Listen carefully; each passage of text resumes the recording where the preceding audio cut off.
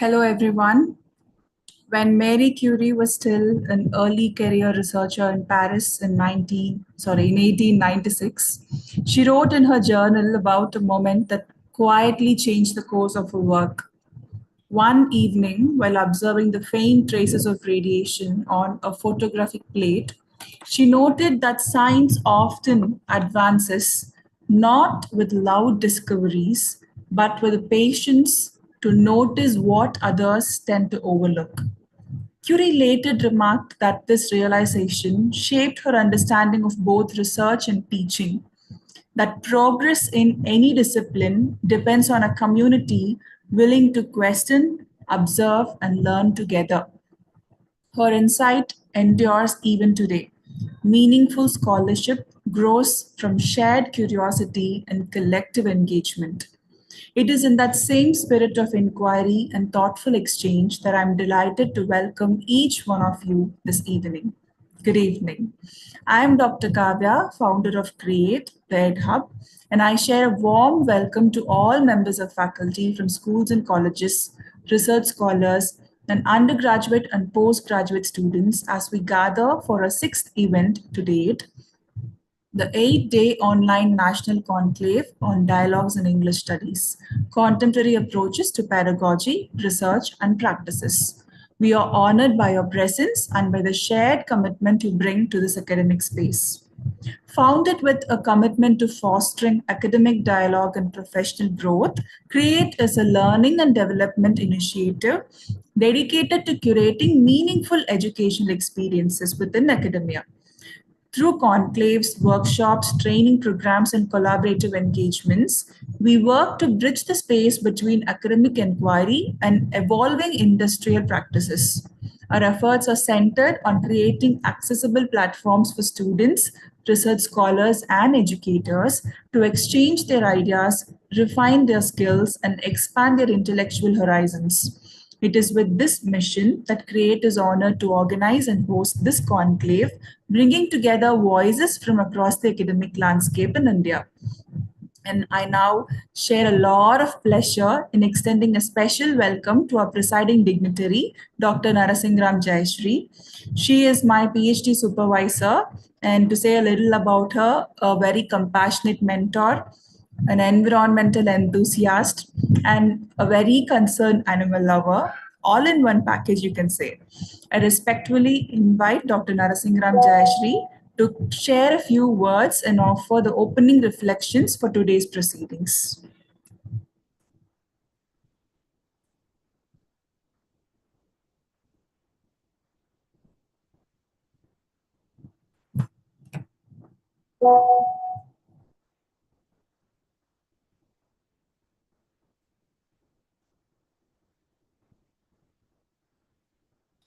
Ma'am, you're on mute.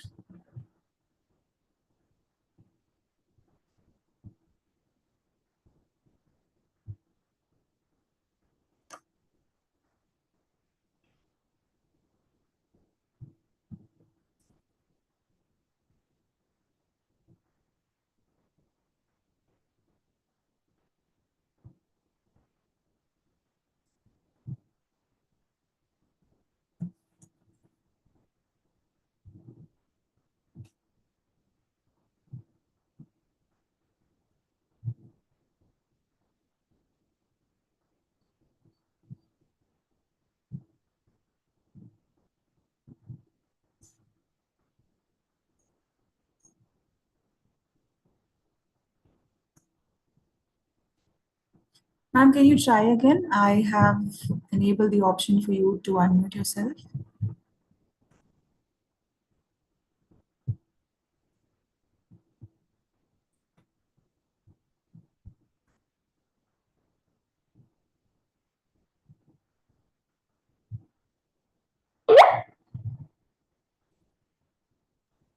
I'm just trying. Yeah, yes, ma'am. Very, a very good evening to one and all present here. I'm extremely fortunate to be invited for this inaugural session. It gives me immense pleasure that Dr. Kavya has taken this initiative to promote research. I have been fortunate to have been working with her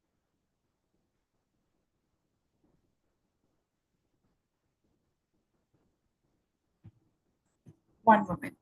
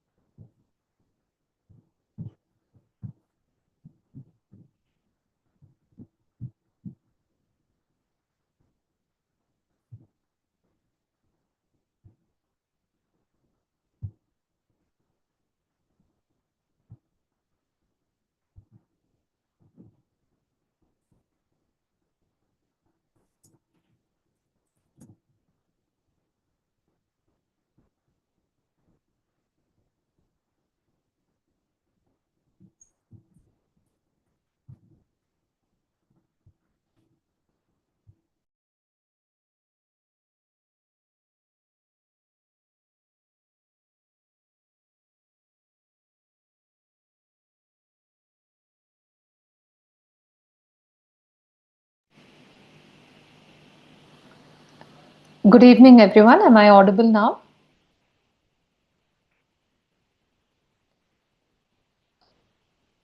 Dr. Kavya, you're on mute.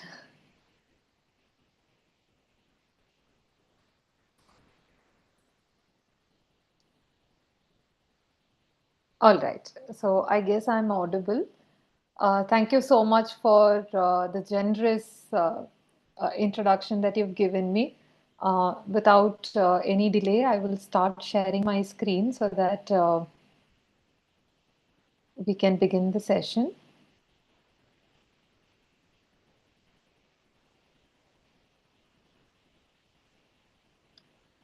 Is the screen visible? If anyone can confirm.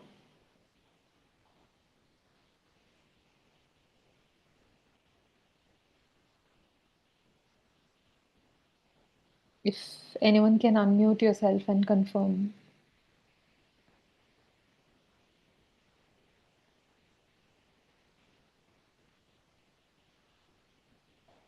Yes, ma'am. All right. So, the topic of today's session is rethinking ability and introduction to disability studies.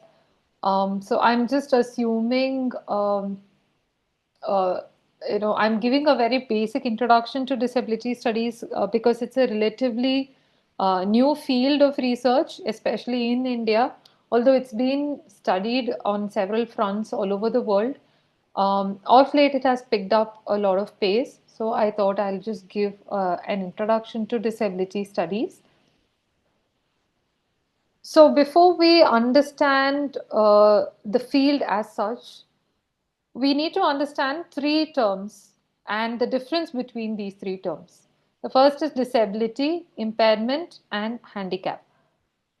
The reason why I'm also insisting on this is, especially in everyday conversations, we tend to use these terms interchangeably, and that is not supposed to happen because they are very different from each other. So, disability, according to the Oxford English Dictionary, is defined as a physical or mental condition that limits one's movements, senses, or activities. So, this is the dictionary definition. So now what is impairment then? So when we say this person is visually impaired or they have speech impairment, that is the medical label, that is the diagnosis that medicine or science provides. So that is impairment. And handicap is defined by WHO as a disadvantage that limits or prevents fulfillment of a role that is normal. We'll come to this definition when we discuss the concept of normalcy.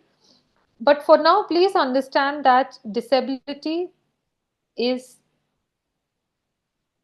a result of impairment. Impairment is the medical condition, and disability is where one is not able to function in society as a result of the impairment. So, disability as such is a social construct. We will come to that a little bit later as well.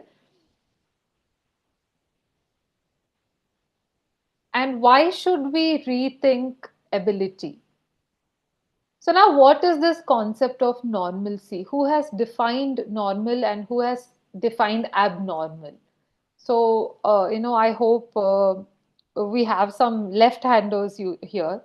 Majority of us have right hand as the dominant hand, and some of you have left hand as your dominant hand.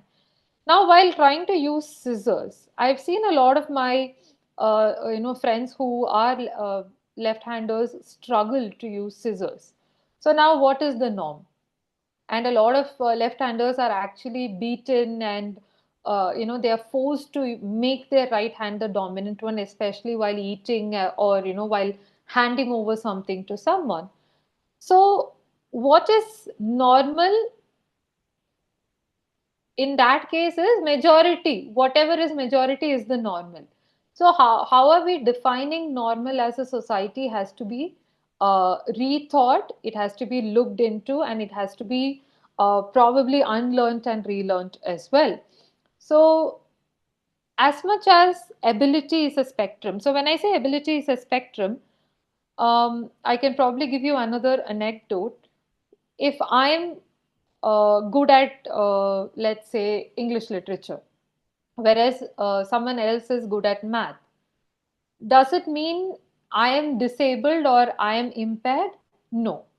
So ability is a spectrum. We all know that this person is able to do something, capable of doing something. So disability is also something like that. When we think of disability, the problem is the first image that comes to most of our minds is a person in a wheelchair or a person who has some kind of physical impairment. That is not the case. Disability itself is a spectrum as much as ability is a spectrum. So,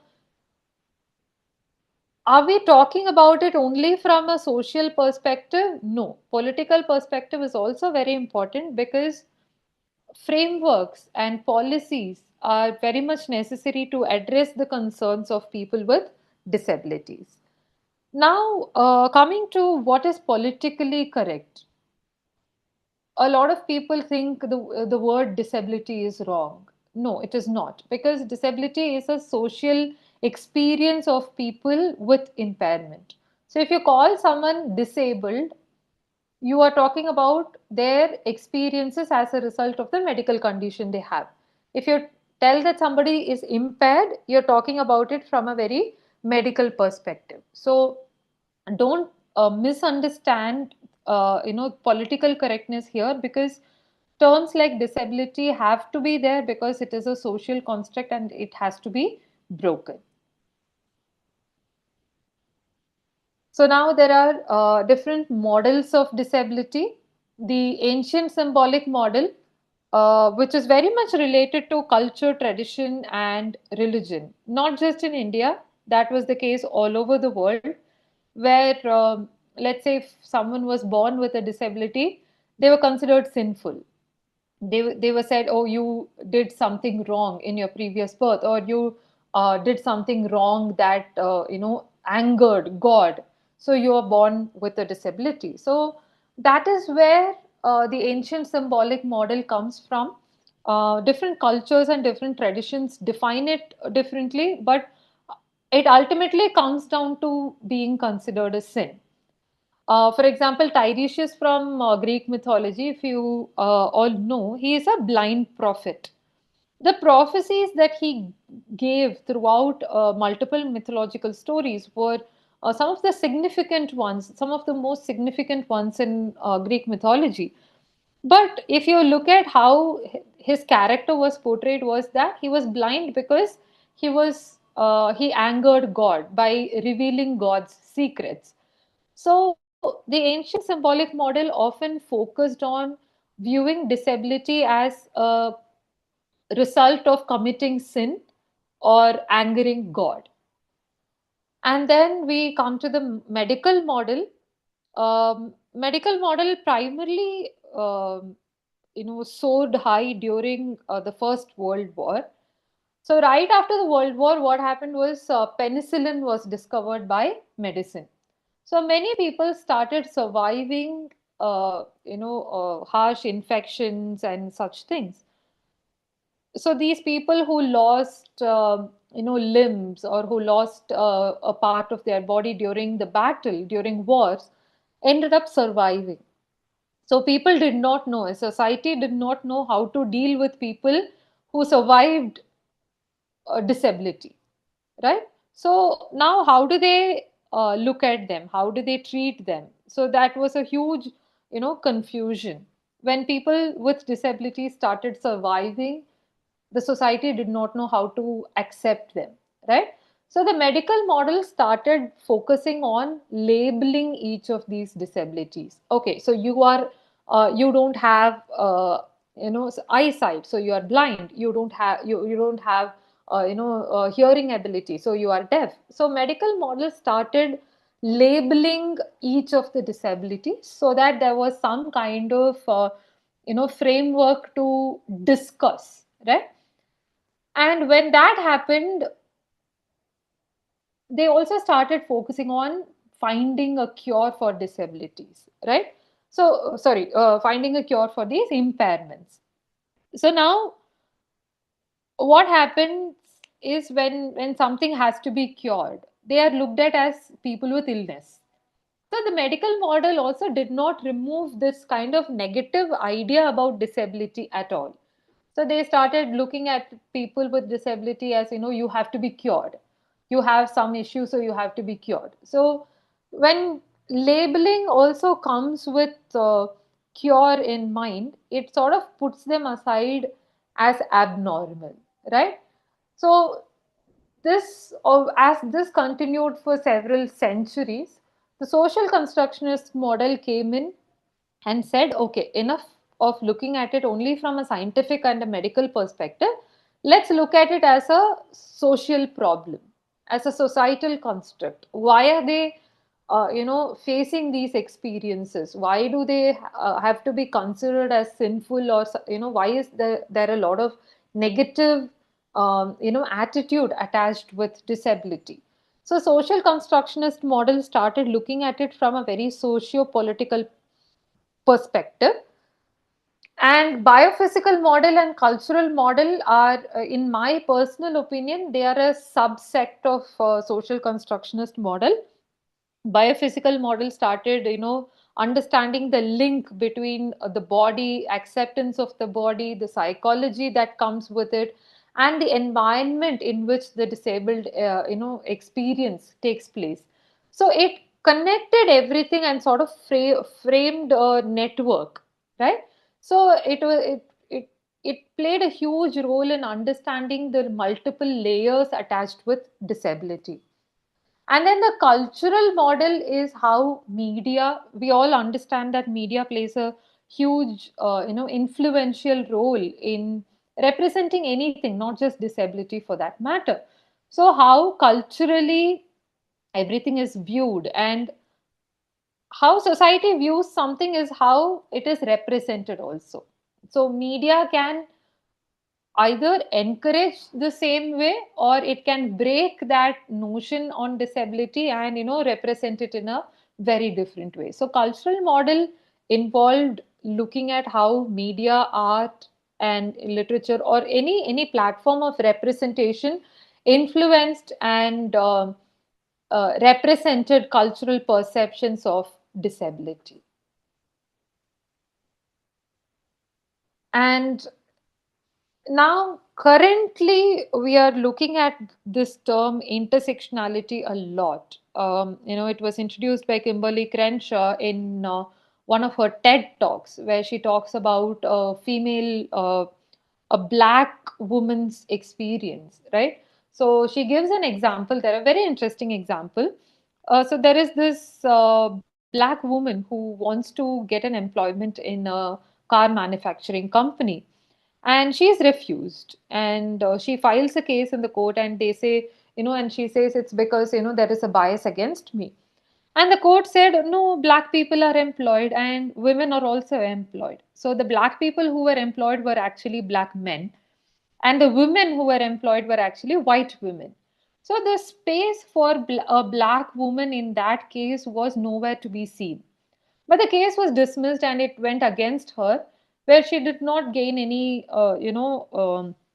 anything positive out of it. So, intersectionality is a very important concept in any marginalization, especially in disability, because there are multiple layers to a very,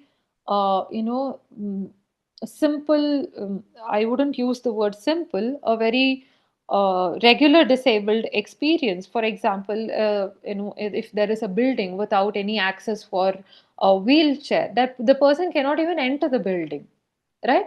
Now imagine the person does not have anyone to push the wheelchair, or the person does not have money to buy a wheelchair.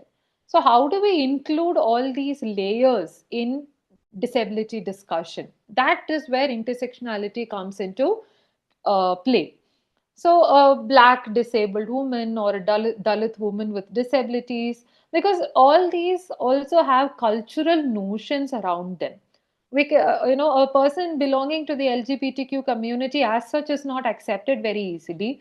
And if they also carry a disability, that adds on to the layers of, marginalization and discrimination they are going to face. So the othered bodies have to be considered. So when I say bodies here, it also includes mind.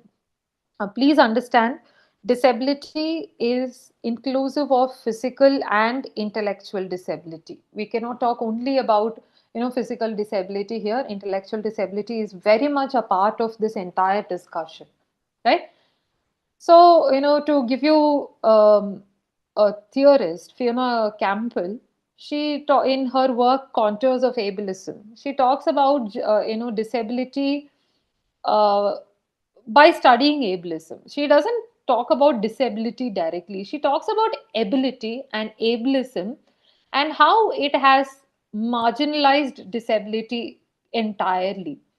So within that, she discusses, gendered experience, raised experiences, and how modified bodies. So when I say modified bodies, she talks about a very interesting concept called trans ableism, where people were actually amputating themselves to get disability benefits and to identify as disabled people.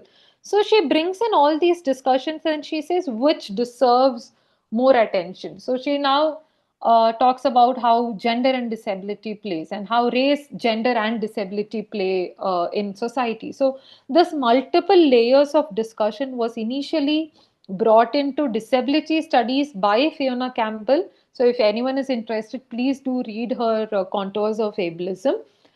And recognition of privilege is very important, even in disability experience, because um, I may have the money to, deal with the treatments that my disability requires, or the kind of assistance my disability requires. But not everybody comes with that level of privilege. So, when we talk of intersectionality, we also have to keep levels of privilege in mind, and cannot, talk about all disability experiences on, we cannot keep them on the same platform. So, intersectionality is also extremely important. And since this is the conclave covers English studies very specifically, I thought of discussing a little bit of literature as well. Um, as we saw in one of the previous slides, especially when I was explaining the cultural model of disability, literature is a platform that reflects cultural attitudes towards disability, right? It talks about stereotypes, metaphors, symbolic representations. All these are, very much have been a part of literature since the beginning. If I have to give you an example, King Lear was, Shakespeare's work is quite ancient, and we have King Lear, who was a disabled king, and we all know what happened in the tragedy, right? So, disability as a metaphor, unfortunately, in literature, especially in the beginning of representation of literature, sorry, representation of disability, madness was equivalent to chaos, blindness was equivalent to ignorance, especially in King Lear. Also, if you take He was considered a naive and an ignorant king. That's how he was represented. So, literature also did not have a great way of representing disability. That is also a clear reflection of how society viewed disability, right? So, or one on one side you have such pitiful or a tragedy kind of representation, and on the other side you have this, oh, you are, there is a disabled character who has to serve as an inspiration to everyone around, or has to be an inspiration to the society, right?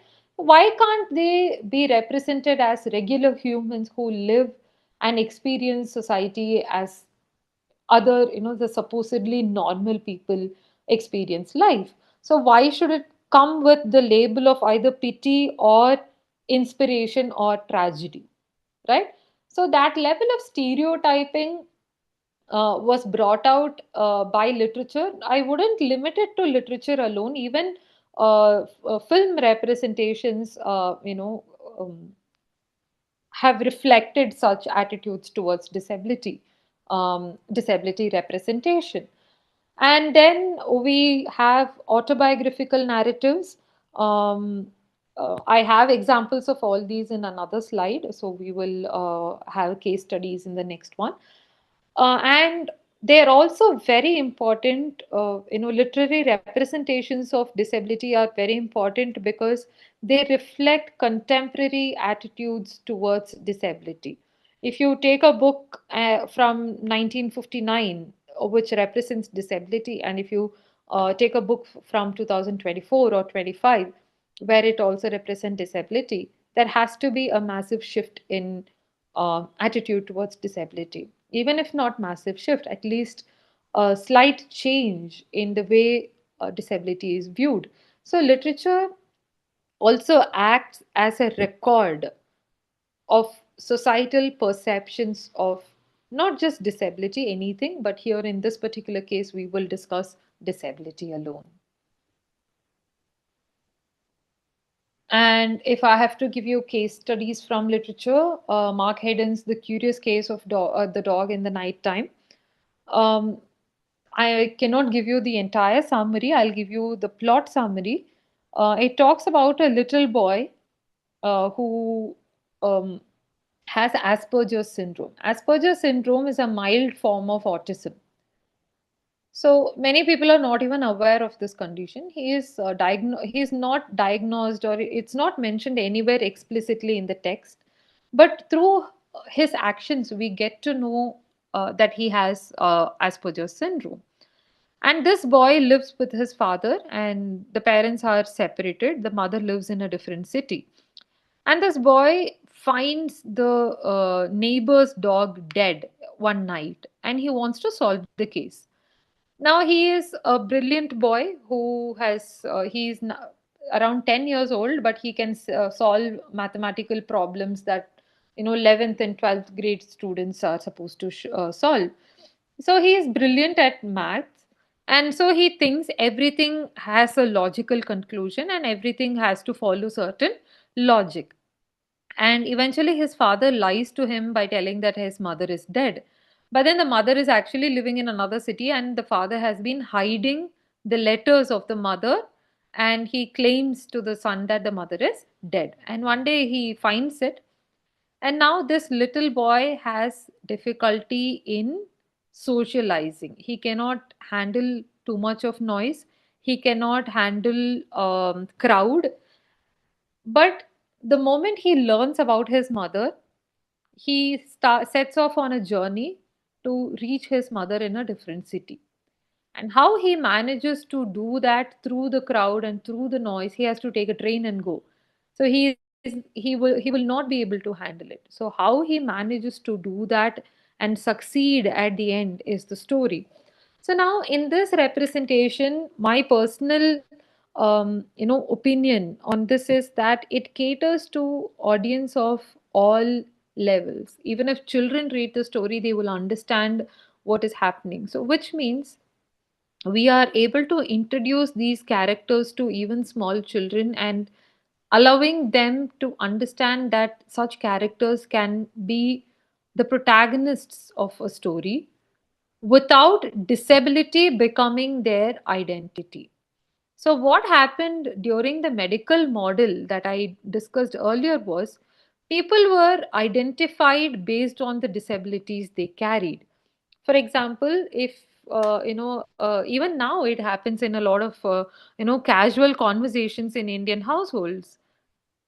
When let's say you keep calling someone continuously, and the insult that comes is, "Hey, are you deaf? Can't you hear me? Can't you hear me calling you?" So why is deaf an insult, right? And when it comes to identity, if there is a person who has hearing impairment, oh, you know the deaf person who lives in that house. You go and talk to that person, right? So identity comes from the medical condition or the impairment they have been diagnosed with. Whereas in this particular work, that was not the case. The disability was never mentioned. The boy's life was casually just, it flows through the entire story. So if anyone has not read the book, please, read the book, because it's one of the best ways to represent disability without making that the sole identity of the character. And I should definitely mention Alice Munro's The Bear in the Mountain. It's a short story which represents Alzheimer's disease. So, an old man is sent into hospice care because of Alzheimer's, and his wife cannot take care of him. And he forgets everything about his personal life as a result of Alzheimer's. And he eventually falls in love with a woman in the hospice care who also has Alzheimer's, and the wife convinces the woman's husband to stop visiting her so that those two can have companionship towards the end of the life. So, how we look at aging, how we look at disabilities that come after a certain point. A lot of disabilities are seen when people are born, and some disabilities develop towards the end of a person's life. So, how do we deal with aging and disability? That is also very important. Another, intersectional aspect of it that one has to look at. And that is beautifully represented in this particular short story by Alice Munro. And of course, we have autobiographical representations in literature, where one of the classic examples will be Helen Keller's "The Story of My Life." And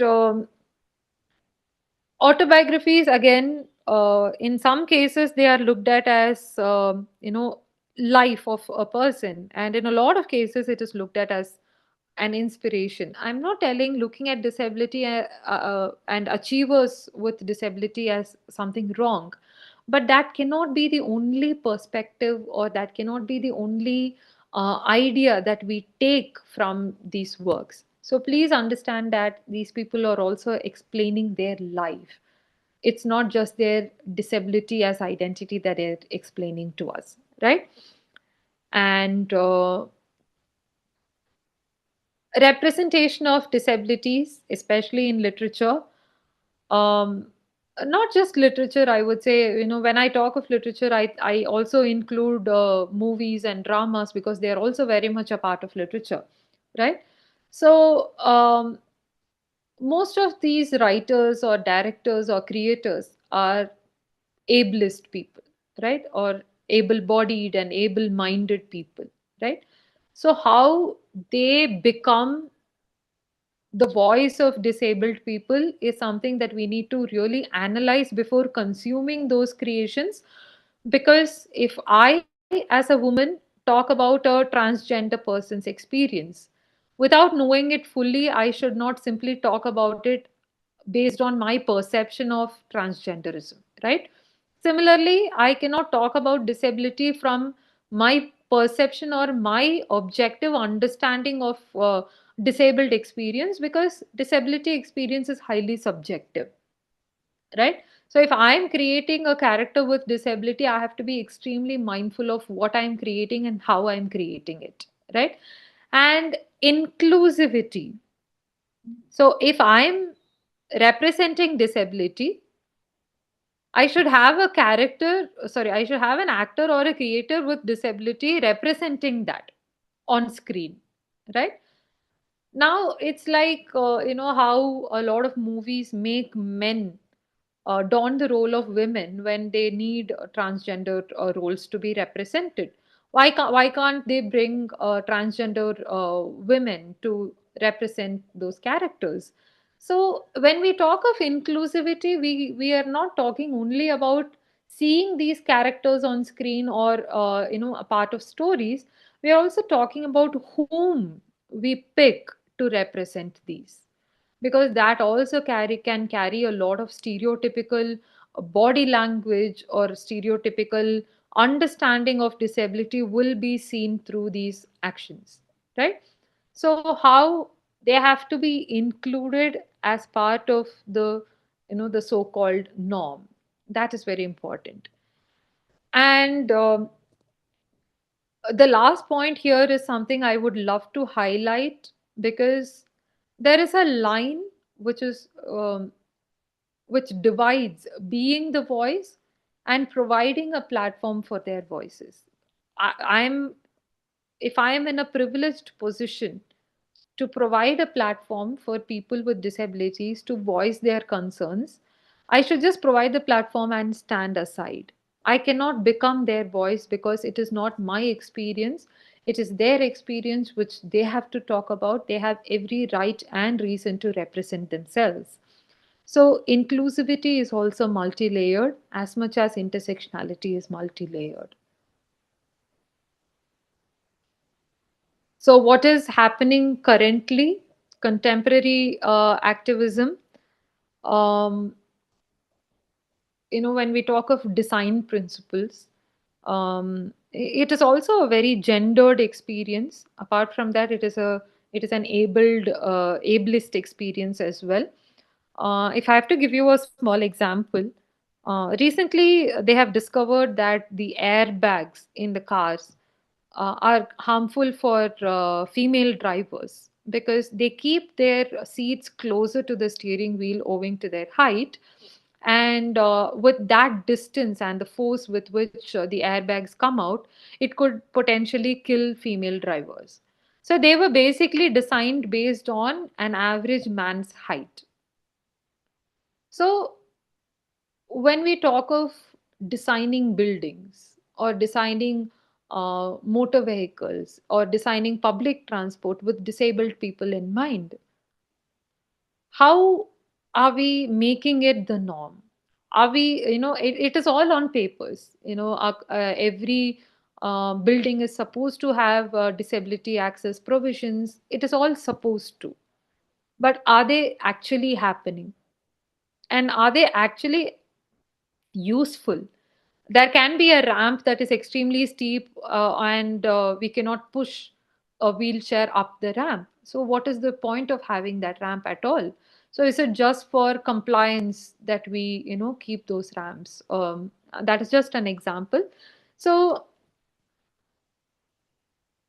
technology has bridged that gap. When I mention when I talk about audio captions and the use of sign language here, how some news channels, it is very heartwarming to see that some news channels have ISL going on in a small window within the screen, which means it can cater to people with hearing impairment.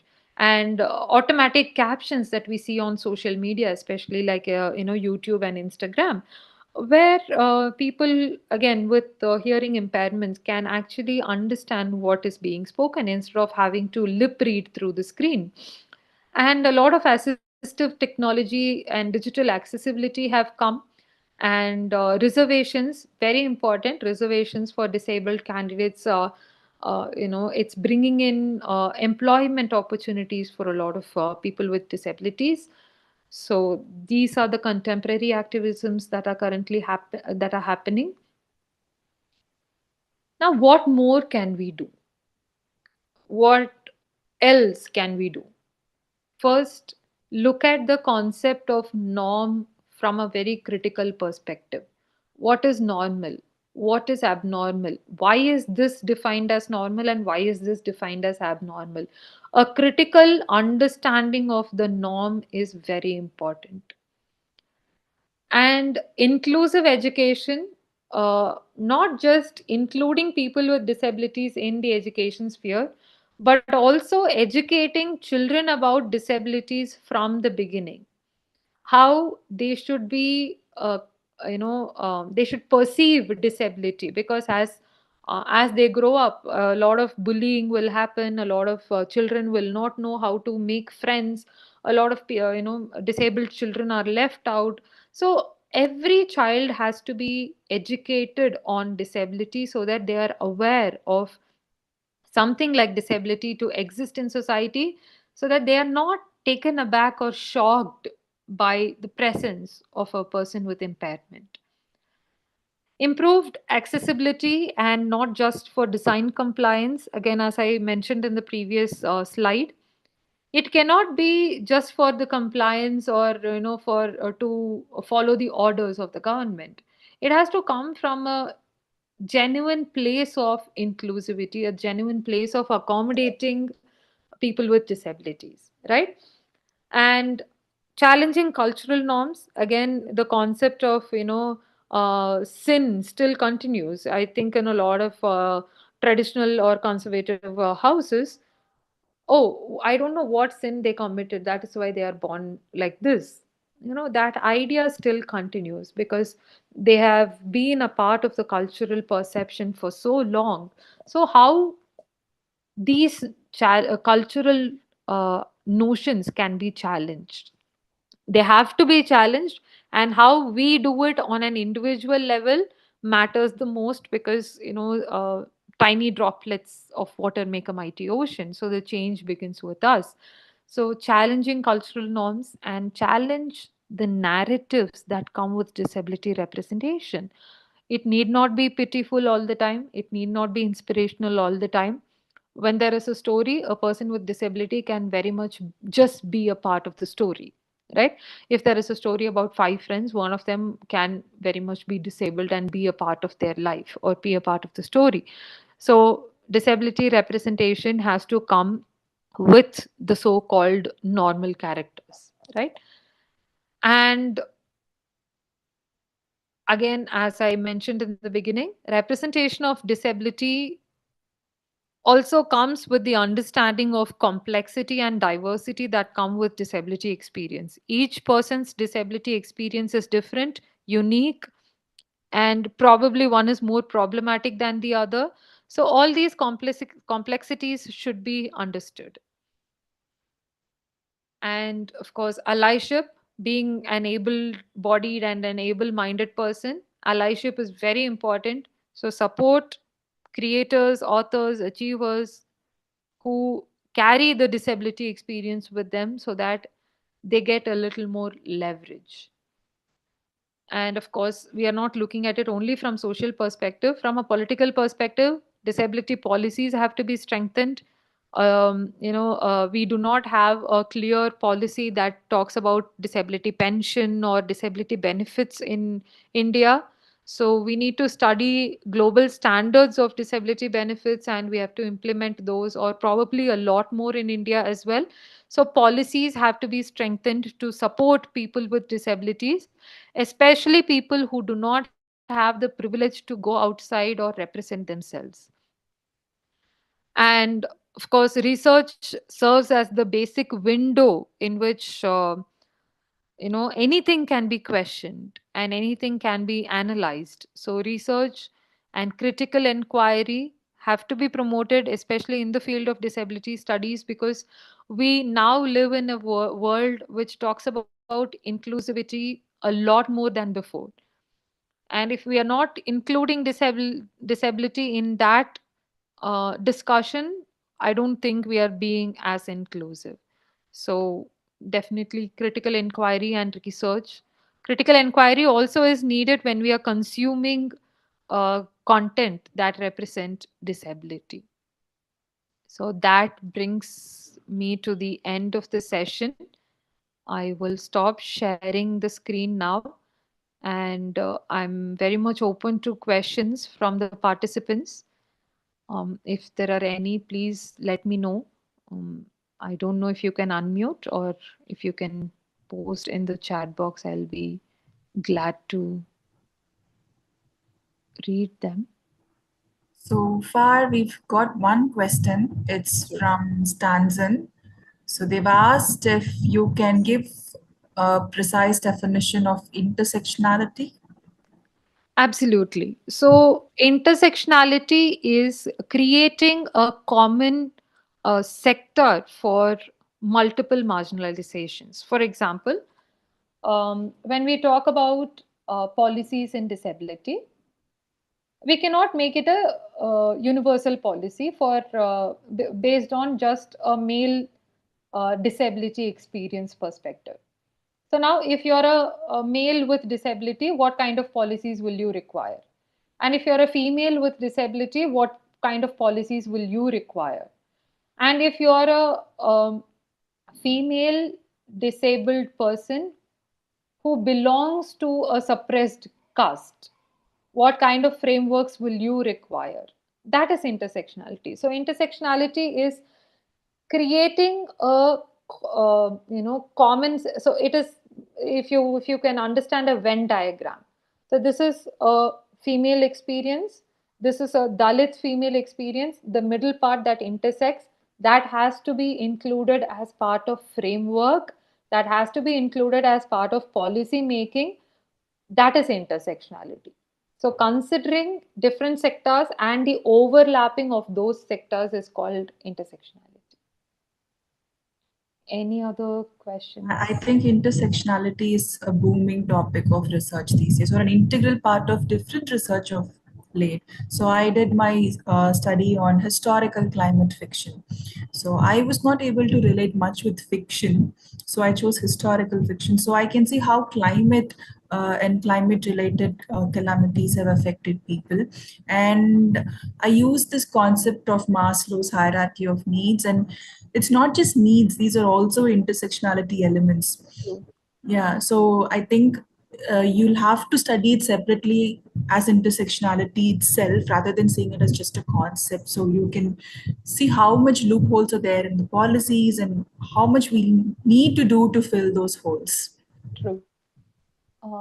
There is another question. Can disease be considered a disability? Very, very interesting and an important question. Alzheimer's disease. Dementia is the umbrella term, and Alzheimer's disease is a part of or one of the categories under dementia. Alzheimer's disease has been defined as disability by WHO itself. This was one of the questions that was raised by the external member in my month 6 months review. And her first question was, how do you define disability? How do you bring Alzheimer's disease under disability? And then I had to prove to people that it is defined as disability from by WHO, mainly because disability is about experiences. And Alzheimer's disease is also an experience. It's not just a medical condition when there is no cure for something and it is chronic and it is going to be fatal. And it is a progressive disease also. So the experience keeps changing. And the kind of view of that person also keeps changing. A person with Alzheimer's disease is probably neglected in a lot of houses. They are not cleaned, their bodies are not cleaned, they are not given a proper bath, and they are not even, they are constantly on bed, and they might develop bed soreness at some point. So diseases can also be experiences. So considering all these definitions, WHO has defined some of the diseases as disability. Maybe you can go to the website and have a look at the list of disabilities that are considered as disability. For it's a global instruction, so you can probably look at that. It's a very important and interesting question. How to relate physical impairment with disability studies? Actually, that is one of the most highly studied aspects of disability. Physical impairment, um, Again, when we talk of impairment, it is the medical condition. When we talk of disability, it is the experience. So, what kind of experiences are they going through as a result of impairment, as a result of the medical condition? That is how it will be related. I hope that answers your question. Um, as your thesis primarily focused on disability representation, how did you go about with your thesis chapterization? Okay, so my chapterization, I studied primarily on Alzheimer's, and my study was comparison of autobiographical narratives and fictional representation. And for me, initially, it was shocking to know that people with Alzheimer's have written autobiographies. So when I read the autobiographies and when I read the fictional representations, they were completely opposite to each other. So when we talk of disability representation and chapterization, chapterize from a very research perspective, chapterization was very easy for me because I had to compare and contrast. So I took certain themes under which I could compare how it is seen in autobiography and how it is seen in fiction, and I could divide it thematically. So if you're talking about chapterization, either divide it thematically or divide it based on the authors or divide it based on um, the time period in which the texts have been written. Maybe. Actually I love hope that that answers. question about chapterization. That's one part most scholars have a difficult time with. True. They'll have all the ideas in here, but they won't know how to compartmentalize, how to make the transition happen and make it interesting for someone, anyone, even with zero knowledge on the topic, to understand and enjoy and take back something in that process. I'm really glad they worded that question. Does arthritis come under disability studies? I need to look at that. I'm not entirely sure. Since it, again, arthritis is also a spectrum, isn't it? So, it's starting stage, and then there is also cure. So, I am not entirely sure. I will definitely have a look at it, and I'll probably send a mail to Dr. Kavya, and maybe that will help. She can forward it to Yeah, we'll do that. Yes. Miss Ankita has asked me that question. I'll definitely have a look at it and respond to you. I don't want to answer based on my assumptions. Thank you for the question, though. Most parents who have children with disabilities, especially learning disabilities, refuse to accept the condition of the children and are unaware that their children need special needs schools. How to bring about this awareness? All right, that's a very important question, especially from parenting perspective. Um, Acceptance has to come from within. Unfortunately, we cannot make them understand.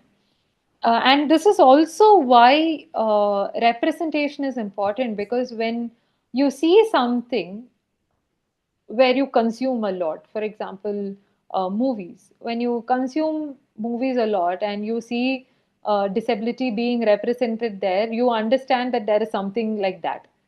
So, unfortunately, as I said, acceptance has to come from within, and we can never make them understand. And unfortunately, it also causes a lot of trauma to the child because the parents are constantly, pressurizing the child to perform a certain way. And that performance also comes under the discussion of what is normal performance, what is abnormal performance, because the standard of exams that we have today itself is quite problematic.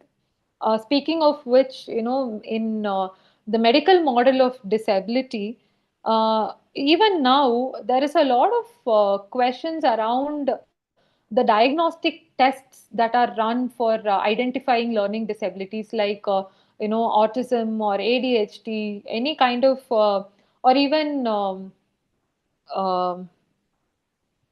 dyslexia. The diagnostic tests that are used, they are constantly evolving. So somebody who took the diagnostic test 10 years ago and was not identified will probably be identified under some category today.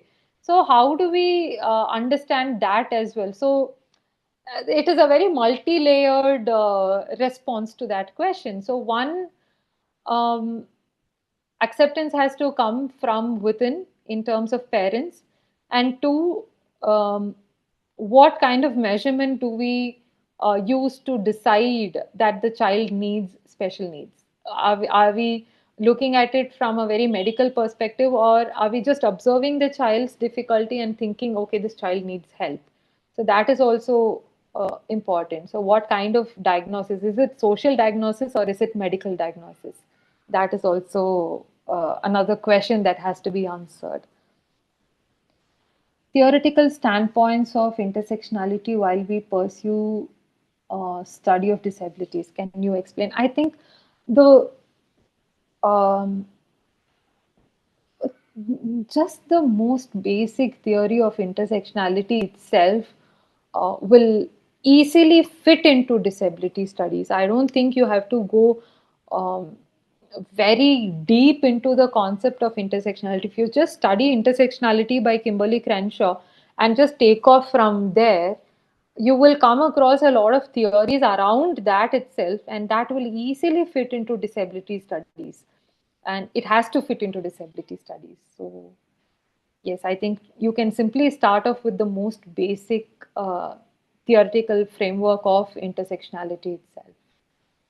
How to study difficulties due to disability in workplace? Can you suggest any theory? Okay, workplace wise, I think that is a very niche area. Um, oh, theoretical framework, I'm just recollecting. There is something called spatial criticism. Maybe you can study that, because workplace, if you're talking about workplace as a physical space um, that contributes to a person's experience, then you can definitely look at spatial criticism. Um, yeah, the Garden of yes, yes, that is definitely a good example that you have given there. Um, Also, other than that, if you're looking at it as a physical space that contributes to the memories and the experience of a person, spatial criticism is definitely a good. Miss Shiny, can you please tell me if you're looking at it as a uh, physical space experience, or people not including a disabled person in conversations as difficulty? If you can tell me what difficulty exactly you want to discuss, I think I can provide a little more information on that.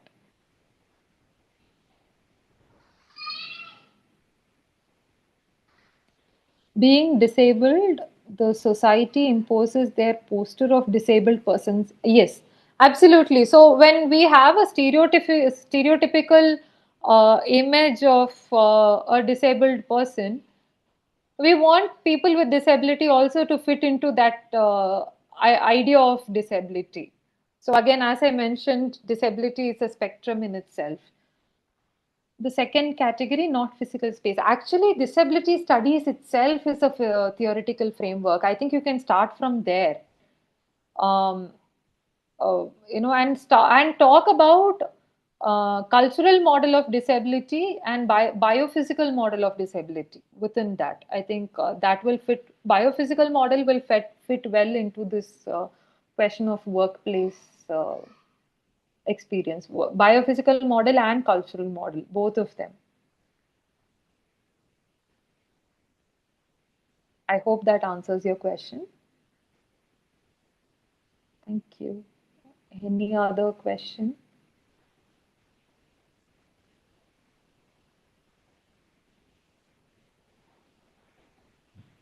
I tend to talk with the mic off. That's all. Times. Okay, so just a comment. The first time that I've come to see Alzheimer's or to know about Alzheimer's, which also shows how ignorant I've been to, or how inside of a bubble I've been for a very long time was from this movie OK Kanmani, the True. Bhavani auntie, right? So it's from there that I got to know how a life with somebody who's has having Alzheimer's, to share life with them and to mentally be able to console them. There's a lot of things to how you accommodate them inside of a physical space. So whatever I'm sharing now is just from what that movie has shown me, but there's a lot more to it. So this whole thing of how I'm not aware of it is also an intersectional element of how people who have very little idea of what that is could care for them. I think this just like how in schools we learn about the parts of the body, we should also towards the senior years learn about how to care for someone in hospice or with someone with any condition. Just the basic things or tenets about those would be really beneficial to a society as a whole. Actually, that's what. So when NEP included sign language as part of school curriculum, um, it was a significant step, But of course, I did not see anything being included in terms of uh, talking about disabilities at a school level. But at least this one thing was included, which brings disability into the discussion. I think we have to, just see the positive side of it. Of course, we have to be critical of all the policies that are, included, irrespective of what political opinions we carry. Irrespective of that, only if we are critical about looking at it, it will bring in more changes. It will bring in more modifications in the existing policies. So, yes, as you said, this lack of awareness comes because there is a lack of discussion. At home, they don't discuss disability. At schools, they don't discuss disability. Even when we are around people with disabilities, we are, asked to stand aside, or we are never asked to include them as part of conversations because we do not know how to include them in conversations. So, again, that comes from a very cultural understanding of or misunderstanding of disability, I would say. So, just as we have started to now speak a little about movies, and I don't want to take much of your time and others' time in the meeting. So, I've been thinking about this for some time now since you started speaking. So, sticking to movies or to any visual presentation, which is what reaches the mass people, ones around here easily. Uh, if you can if you have seen this serial in Tamil which used to air once a week, it's called Chinna Papa Pere Papa. Yeah, yeah, I used to have such a blast watching that every week. And there's this character called Patavi who has a hearing disability, and he's the slapstick humor character there. true. And if you look at this Kadekutti Singer movie, there's an Atta Ponnu character who's speech impaired, and it's shown like maybe she's supposed to have that ending. And there's this other heroine who looks like she's the character that's like the standard for beauty and for somebody to be loved, and she ends up with a hero. There are a lot of places where such impairment is shown to be either to be made fun of or to be looked at with a sympathetic eye, but nowhere it's shown to be seen to be treated equally or with equity or anything. So you've been doing this research for some time now, and since done that research, many people would even approach you to talk on the same topic. And your view of looking at such things or such movies or in everyday life would have changed a lot. Massively. Sometimes we might do things unconsciously, but then you would come to an understanding of what you've done. There's a lot of this. So talking about movies and how these representations are, what have you got to add to that topic? Um, Most of these characters with disability are side characters. We don't have a protagonist who is disabled. Probably in a movie like Margarita with a Straw, that was an amazing movie where they talk about the sexual desires of a disabled person. Where else do we see that? Right? One movie I'm able to pick out of thousands of movies I've watched. And even in that Patabi character that you spoke about, they will never have the central character, or they will never be the central character. Except for autobiographies, we do not see the characters with disabilities being um, the center. Shrikant movie recently, yes, that's a very good point. So, but there also the disability becomes the identity. This, another movie that I'm able to think of is Mori. Beautiful representation that does not become her identity. She is not looked at as a person who cannot speak. She is looked at as someone who has her own life, who makes her own decisions, who will not accept pity from anyone, right? um, how many representations of disability do we have like that? Not much. And there's this one called Peralagan. So there's Yeah, this very handsome and fit Surya, and there's this physically unfit Surya.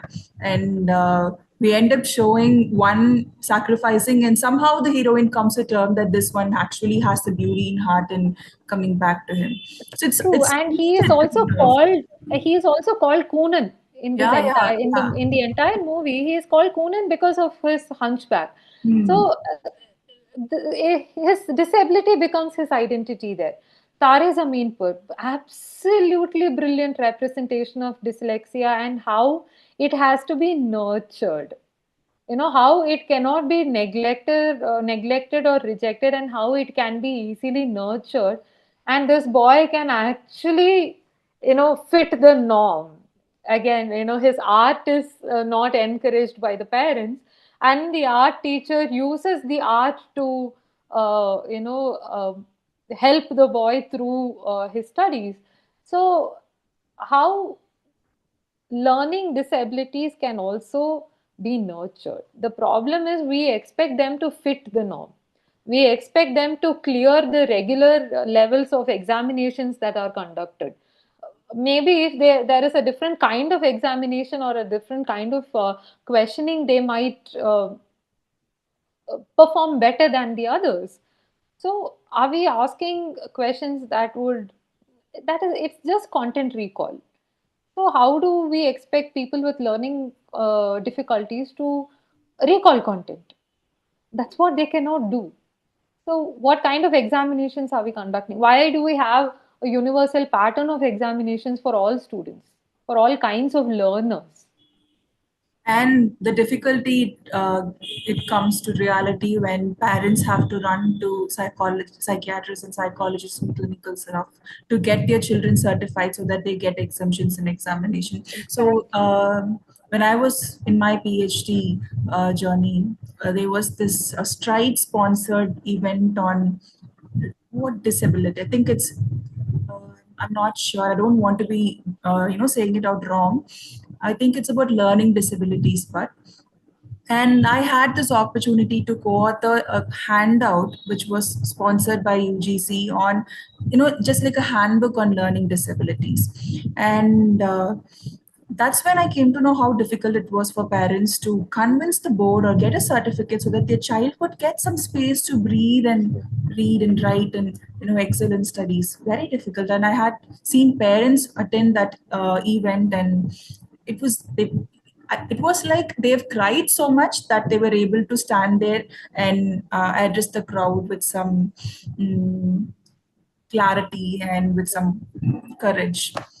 That's really true. And talking of all these movies and stuff, the session that's going to happen on Friday with Dr. Sarika, she's going to use The Good Doctor, where the main lead has Sawan syndrome, and say how you can use that series to teach English to engineering students. So Mhm. I think I love how it is all connected to another. It is, it is. So, thank you so much, Dr. Jayashree, and I really loved having you here and address all our participants on this topic. And I'm very, very sure that you answered all their questions amazingly. I don't even have to confirm that with the participants. So do we have any more questions? If at all, please post them, or we'll be drawing this to the end.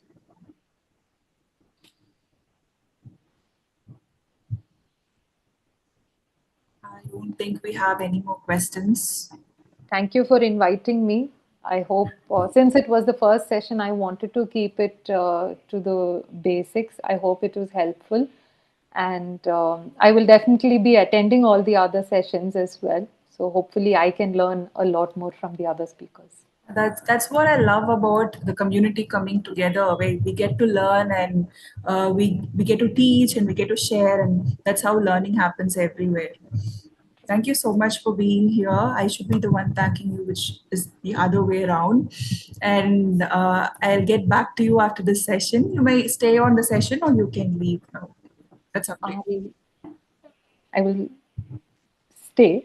I'll Okay. just listen to whatever is. Sure. Just a few instructions for the participants now. I will be sharing the link to share your feedback. This is not your attendance certificate or anything. We'll be sharing with all the participants the link where you can see the recording of this session from the beginning.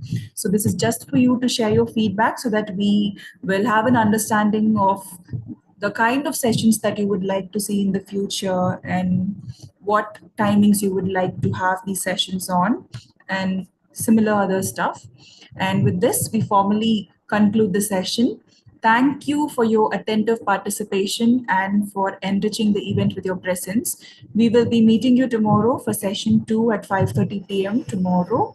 And we will have Dr. Maitri with us to address you and me and all of us.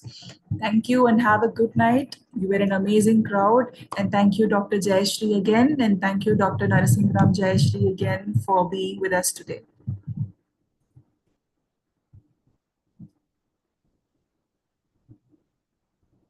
So if any of the participants have got any questions, you can please ask me them now. I'll be on the session for another 2 minutes, after which we will end the meeting. Will you be able to get the PPT? That's something I'll ask Dr. Jayashree and share with you.